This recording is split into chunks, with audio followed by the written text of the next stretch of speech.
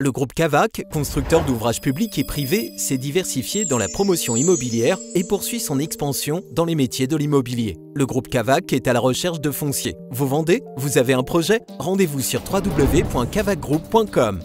Nous sommes le mardi 10 septembre. Bonjour, bienvenue sur tv4.fr. Une vendeuse de la Fnac braquée samedi soir en regagnant sa voiture garée sur le parking du lycée Arago.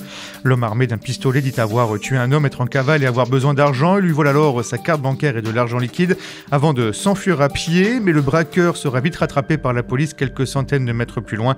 Il avait le butin sur lui et une arme qui s'est révélée factice. L'homme déjà bien connu des services de police sera jugé en comparution immédiate demain. Un pompier a également été agressé dans la nuit de samedi à dimanche à Perpignan. Il a reçu un coup de tête de la part de l'homme qu'il était en train de secourir dans le quartier Saint-Mathieu. Le secouriste a eu une dent cassée, s'est vu prescrire 2 jours d'ITT. Une plainte a été déposée. Un hectare de végétation brûlé par un incendie hier après-midi entre Saleil et Téza.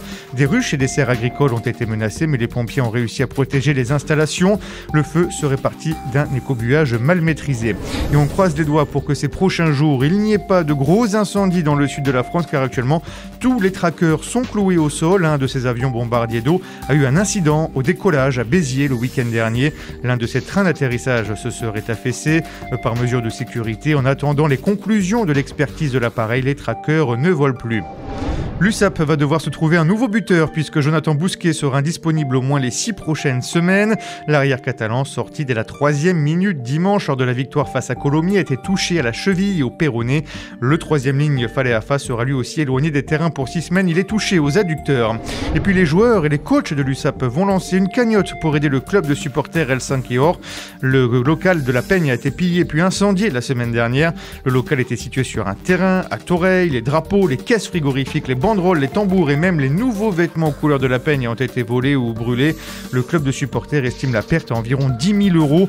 Une cagnotte Litchi a également été créée pour tenter de remplacer ce qui a été perdu. Enfin, les premières chutes de neige aujourd'hui en montagne. Un petit saupoudrage sur les Pyrénées catalanes au-dessus de 1800 mètres. Winter is coming, mais pas tout de suite, puisque l'été revient tout de même dès demain sur les Pyrénées-Orientales. Vous retrouvez ce Flash Info sur notre site internet tv4.fr ainsi que sur notre chaîne YouTube. Vous pouvez également nous suivre sur les réseaux sociaux, Facebook, Twitter et Instagram. Bonne soirée et à demain.